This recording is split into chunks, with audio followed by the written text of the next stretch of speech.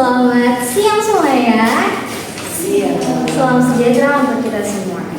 Kali ini bareng aku Suci Melinda yang akan membantu acara talk show kita dengan tema Pergi atau Bertahan, Dilema Generasi Muda dalam Fenomena Kabur Aja Dulu.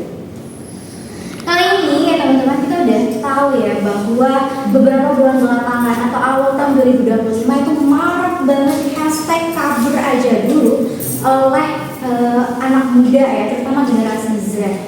Nah, yang melatar belakangi ya, mungkin yang sedikit aku tahu nih ya, itu bagaimana adanya krisis ya ekonomi yang dirasakan anak muda, bahwa semakin sempit ruang kerja yang layak dan upah yang minimum yang mereka mungkin melihat ya dari orang tuanya, sehingga mungkin mereka yang punya privilege untuk bisa memilih kabur aja dulu. Namun aku nggak tahu jauh seperti apa dampaknya, bagaimana faktornya, atau bagaimana pengalaman langsung anak mudanya. Oleh karena itu kali ini di talk show kita udah ada 3 narasumber keren yang akan membahas mengupas tuntas pastinya. Di sebelah aku udah ada Bu Jenita. Hai Bu Jenita. Bu Jenita adalah seorang dosen dan pengamat sosial Indonesia. Di sebelahnya ada Kak Ahmad. Hai Kak Ahmad. Ya, Kak Ahmad adalah seorang engineer ya di salah satu perusahaan di Tokyo, Jepang. Dan di sebelahnya ada anak muda ya. Dia adalah seorang mahasiswa yang sedang mengemban studi S3 manajemen di University Melbourne di Australia. Wow, keren banget ya narasumber kita hari ini yang pastinya mereka punya pengalaman dan pastinya bisa melihat perspektif langsung di bidang sosialnya dan bagaimana dampak pada negara. Langsung aja nih kita tanya-tanya santai ya guys ya, santai tapi serius ya, kepada Bu Jen. Hai Bu Jen. Ya, bagaimana nih Bu Jen melihat atau memaknai dari perspektif sosiologinya ya, bagaimana fenomena kabur aja dulu nih sebagai, apakah ini benar ya sebagai bentuk ekspresi sosial anak muda terhadap kondisi ekonomi, sosial, dan politik di Indonesia sendiri? Bagaimana?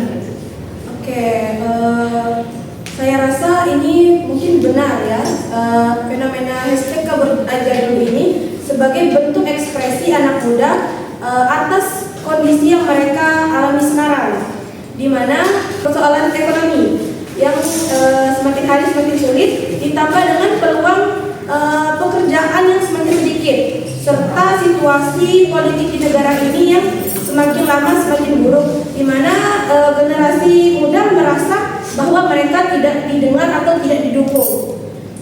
Kemudian fenomena ini tidak hanya membahas tentang kabur dalam artian negatif, tetapi lebih kepada keinginan generasi muda untuk mendapatkan kehidupan yang lebih layak. Seperti yang kita ketahui, banyak anak-anak muda yang memilih untuk berpindah ke negara lain. Generasi muda sekarang atau yang kita kenal sebagai Gen Z jauh lebih berani untuk mengambil keputusan besar serta resiko. Apalagi sekarang mereka memiliki informasi dan koneksi internasional yang semakin hari semakin mudah untuk diakses. Ya benar banget guys ya. Ternyata kenapa ya baru sekarang ya muncul hashtag kabur aja dulu? Mungkin bisa aja ya bahwa Gen Z sekarang tuh ternyata lebih update dari generasi-generasi sebelumnya ya, sehingga mereka lebih bisa melihat peluang ya untuk hidup lebih layak, dan ya mungkin mereka bertemunya itu ya menurut mereka ada di luar negeri bukan di Indonesia ya. Tapi apakah benar ya bahwa hidup layak itu bisa kita dapatkan di luar negeri? Kita dengar pengalamannya nih dari 2 orang anak muda sukses ya, yang mungkin ya siapa tahu mereka memang benar-benar sukses atau mereka punya pengalaman pribadi sendiri ya berada di luar negeri. Gimana nih Kak Ahmad dan Kak Yoga, bisa dong ceritain pengalamannya nih, bagaimana kalian beradaptasi ya terutama dengan budaya di luar negeri yang pastinya berbeda dari Indonesia. Oke, baik, terima kasih Ibu Siti. Bagus sekali ya pertanyaannya. Dimana bagaimana pengalaman saya selama saya kerja di Jepang gitu. Nah, jadi memang awalnya tentu dari dulu emang saya bercita-cita ingin kerja di Jepang gitu. Dari kecil memang sudah ada niat mau kerja di Jepang. Ya tentunya kita kenal Jepang sebagai negara yang memiliki menjunjung tinggi kedisiplinan, menjunjung tinggi waktu gitu, terus menghargai orang yang bekerja keras. Nah jadi memang tentu banyak pertimbangan dan tantangan bagi saya ya, dimana saya dulunya memang suka belajar mengenai bahasa-bahasa asing, terutama bahasa Jepang, karena itu memang diperlukan ya nantinya. Nah jadi memang motivasi saya siapapun bisa jadi apapun. Nah dari motivasi saya tersebut, jadi saya berusaha keras melatih skill saya, baik itu dari mesin, bisnis digital, baik itu mempelajari bahasa-bahasa.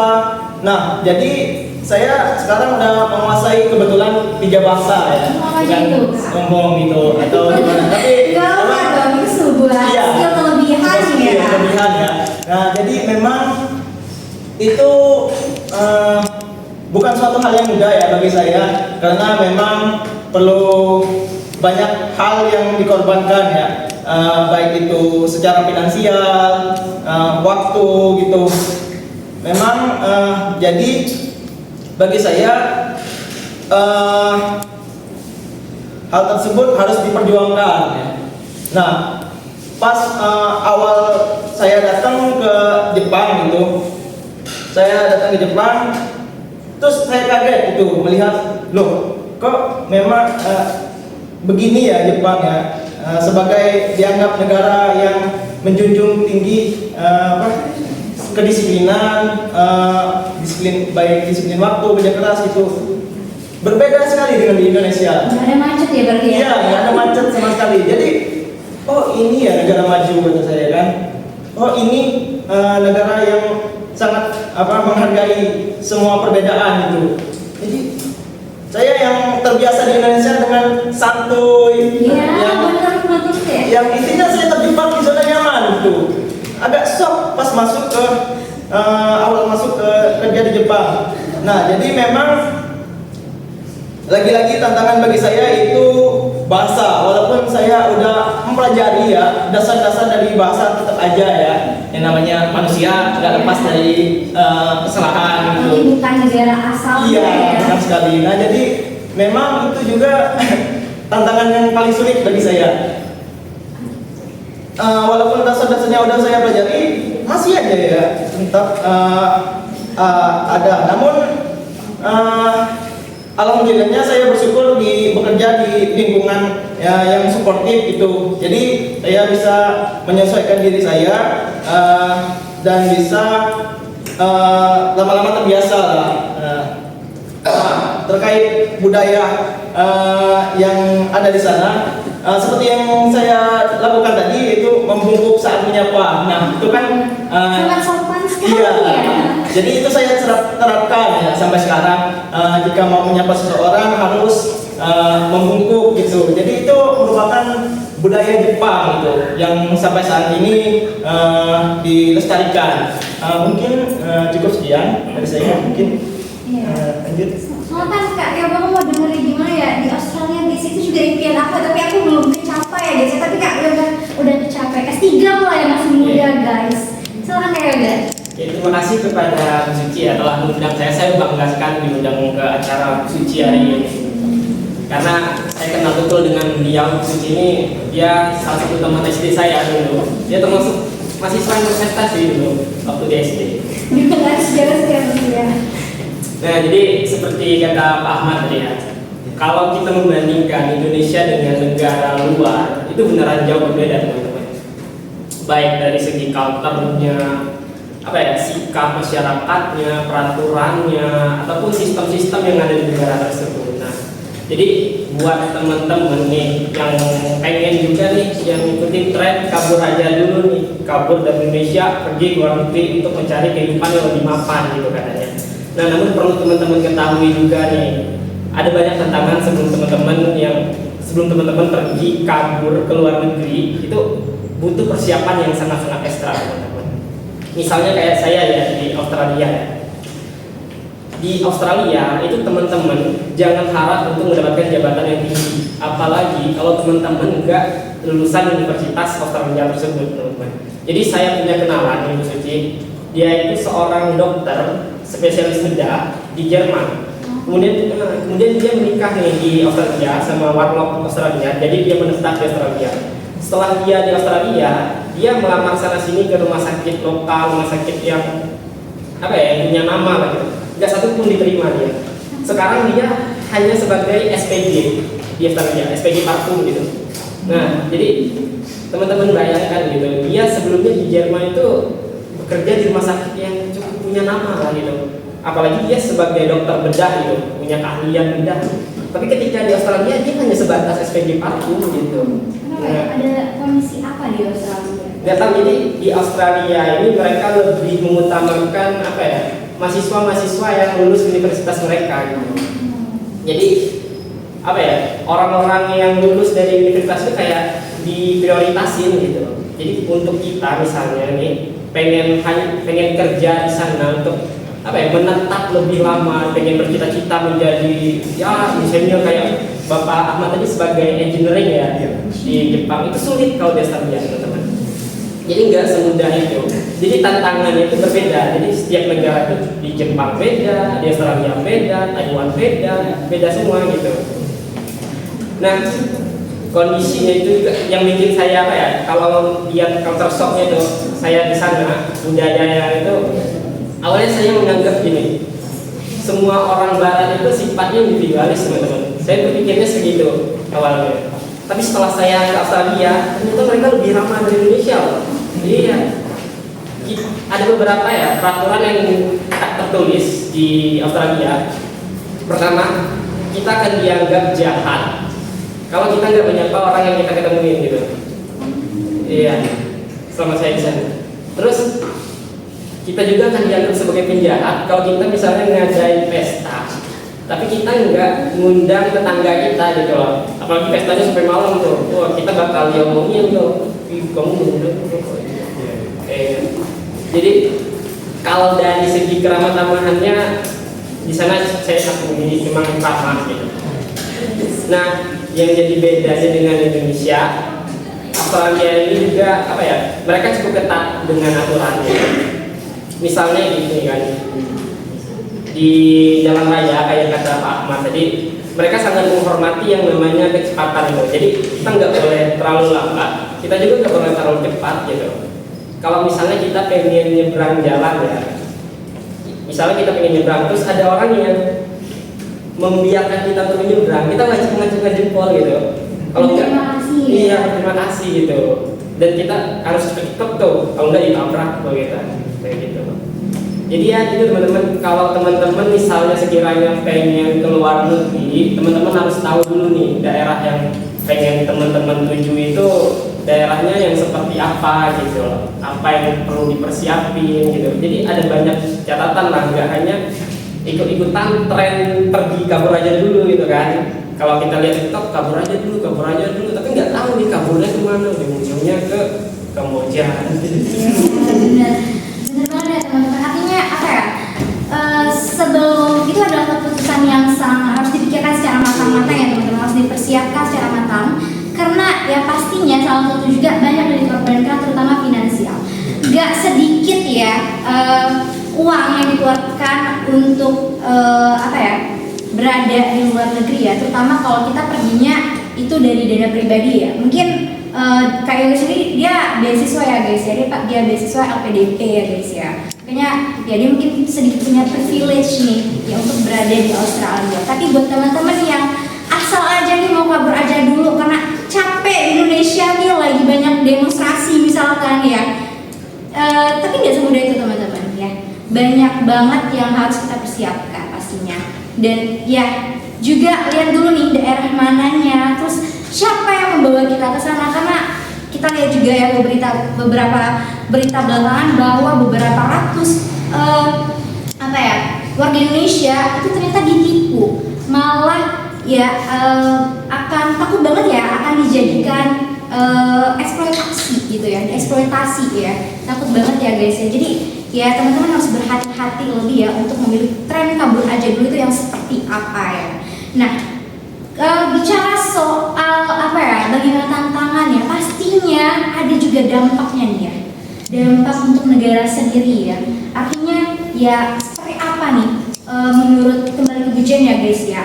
Secara apa ya, dampak sosial jangka panjang ya. Tren anak muda memilih merantau atau ya pindah ke luar negeri ya, bagi masyarakat Indonesia sendiri ataupun bagi negara nih yang mungkin kurang yang mempersiapkan lapangan pekerjaan, tidak seperti di Australia kan ya, yang benar-benar mengutamakan warga lokalnya dan benar-benar lulusan di sana itu ya kerja gitu ya pastinya. Gimana nih Bu Jen? Oke, kalau kita berbicara tentang dampak jangka panjang ya, saya rasa bisa banyak kemungkinan yang akan terjadi di negara ini. Secara singkat kita akan membahas dampak positif dan negatif. Dampak positifnya, jika generasi seperti Kak Ahmad dan Kak Yola bermigrasi ke luar negeri lalu memutuskan untuk kembali lagi ke negara ini, maka mereka membawa ilmu, pengalaman serta koneksi yang baru, sehingga itu bisa bermanfaat bagi masyarakat luas. Namun kita berbicara dampak negatifnya, jika mereka merasa terlalu nyaman di luar negeri sehingga mereka memutuskan untuk tidak kembali lagi ke negara ini, maka negara mengalami kerugian di mana anak muda yang berpotensi menghilang dari negara ini. Kemudian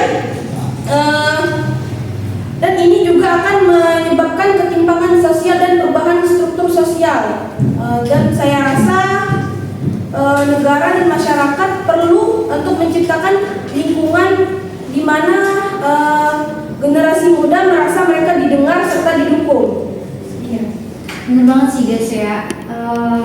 Adanya ketimpangan sosial ya Bu ya, karena tadi aku bilang ya bahwa ternyata yang bisa melakukan tren kabur aja dulu teman-teman itu ya bisa dilihat bahwa teman-teman yang punya privilege saja ya, baik itu dari segi ekonominya, pendidikan mereka, tapi bagaimana dengan anak muda yang bahkan untuk mengenyam pendidikan saja itu tidak bisa ya, bahkan untuk punya ekonomi aja mereka sangat sulit gitu, apalagi mau ikut tren kabur aja dulu ke luar negeri, pastinya butuh apa ya, tantangannya akan 2 kali lipat lebih berat mungkin ya daripada Kak Yoga dengan Kak Ahmad ya. Tapi apa ya, apakah benar ya di sana kita akan mendapatkan hidup yang lebih layak tadi seperti Bu Jen katakan ya, dan apakah mereka ketika membawa positif energinya ya kembali ke negara, apakah ini benar-benar terjadi? Gimana nih apa ya respon sendiri dari kedua anak muda ini, dari Kak Ahmad dan Kak Yoga? Apakah apa ya menurut kalian tren kabur aja dulu ini apakah benar bentuk pelarian yang tepat itu dari peluang hidup yang lebih layak sebenarnya? Oke, baik. Jadi menurut saya terkait tren kabur aja dulu ini sangat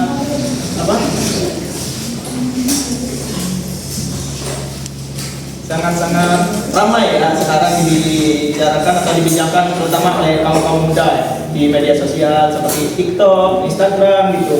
Nah jadi memang mereka ini saya sebagai anak muda merasa frustasi gitu, dimana di Indonesia itu kita nggak dianggap, kita udah kerja keras, kita udah buat cipta sebuah karya itu nggak dihargain gitu. Terus selain itu nyari kerjaannya juga susah, gimana anak-anak muda itu nggak stres gitu. Nah jadi banyak dari anak muda yang ingin keluar negeri, terutama untuk mencari pengalaman, kembali seperti yang saya katakan tadi, untuk menambah hal-hal yang baru, menambah wawasan baru gitu, dan merasa bahwa di luar negeri itu lebih dihargai. Nah, jadi memang menurut saya kata dari kabur itu bukan berarti lari dari tanggung jawab. Jadi menurut saya itu merupakan sebuah langkah awal untuk kita lebih berani gitu, lebih berani untuk mencari peluang yang lebih baik di luar negeri, ya, tentunya. Siapa sih yang nggak mau tinggal di luar negeri gitu dengan keadaan Hidup yang layak. iya hidup yang layak gitu. Nah jadi menurut saya kabur aja dulu ini memang perlu banyak pertimbangan, perlu adanya pengorbanan seperti yang saya omongin tadi. Nah jadi bagi teman-teman semua ya yang mau ikut ya tren kabur aja dulu, siapa saja boleh ya boleh ikut. Namun ya kembali lagi harus banyak yang dikorbankan, harus banyak yang dipertimbangkan gitu. Seperti yang dikatakan Kak Yoga tadi juga. Kalau kayak di sini nggak bagaimana Kak? Jadi kalau saya menanggapi bagaimana tren kabur aja dulu ini loh. Jadi ini misalnya itu ini kan sebagai bentuk kekecewaan gen muda kita kan ya, masyarakat muda kita terhadap sistem di Indonesia ini, yang mana katanya kita nggak dihargai seperti kata Mas Ahmad tadi kan. Kita mendapatkan kita jam kerja yang berlebihan, upah yang kecil, berbeda dengan negara luar yang kita lihat itu sangat-sangat sejahtera gitu, yang gajinya per jam bisa $50 gitu, ataupun bahkan bisa lebih gitu. Itu di bayangan kita gitu, teman-teman. Nah teman-teman, itu memang benar loh. Kalau teman-teman pengen keluar negeri untuk mendapatkan peluang hidup yang lebih layak, itu memang sangat dianjurkan gitu. Itu memang sesuatu yang baik. Akan tetapi seperti tadi ada perlu banyak catatan yang kita siapin gitu. Banyak PR yang perlu kita siapkan gitu. Jadi kita nggak semata-mata kabur aja dulu gitu. Jadi kita perlu mempersiapkan segala macam rintangan yang mungkin akan kita dapatkan di sana gitu. Kalau di luar negeri itu teman, kita nggak bisa sembarangan apply kerja ya. Jadi kita juga perlu yang namanya sertifikasi gitu. Apapun itu pekerjaan, misalnya saya di Australia nih kan. Jadi sebatas SPG aja dari seperti teman saya itu, dia perlu pelatihan dulu itu untuk mendapatkan sertifikasi agar dia bisa menjadi SPG gitu. Nah, tapi di balik beratnya mencari pekerjaan, memang upahnya memang besar gitu. Nah, jadi itu teman-teman. Jadi kabur aja dulu ini kalau kita melihatnya sebagai pelayan, saya rasa itu nggak cocok gitu. Kabur aja dulu ini itu seperti kata Bu Jen tadi kan, itu memang sangat bisa bermanfaat juga untuk kita. Jadi ketika anak-anak mudanya itu kan dia berprestasi nih di dalam negeri, kemudian dia mengembangkannya lagi di luar negeri, alangkah baiknya dia pulang lagi ke negaranya gitu. Karena ada pembahasan teman-teman, sebaik-baiknya dapur tetangga lebih baik dapur sendiri gitu. Terima kasih, mungkin kita bisa. Ya guys, bener banget ya. Kalau dibilang memilih pergi atau bertahan, silahkan pergi aja dulu ya. Buat cari pengalaman, buat mengembangkan skill, karir ya, dan jenjang pendidikan yang lebih tinggi. Tapi ayo dong kembali lagi kita bangun Indonesia yang lebih baik, dan ya cita-cita Indonesia menjadi Indonesia yang emas ya pastinya teman-teman semua. Mungkin ya terima kasih buat ketiga narasumber, Bu Jen, Kak Ahmad, Kak Yoga, terima kasih ya. Guys, terima kasih buat para teman-teman yang udah nonton acara talk show kita sampai dengan selesai. Ya, mungkin ini bisa jadi motivasi buat kita semua dengan adanya anak muda yang lebih berprestasi dan berkarir, yang nggak cuma di Indonesia tapi juga di luar negeri. Dan yuk kembali lagi ke Indonesia. Itu aja dari aku di talk show bersama Suci Melinda. Selamat siang, bye bye.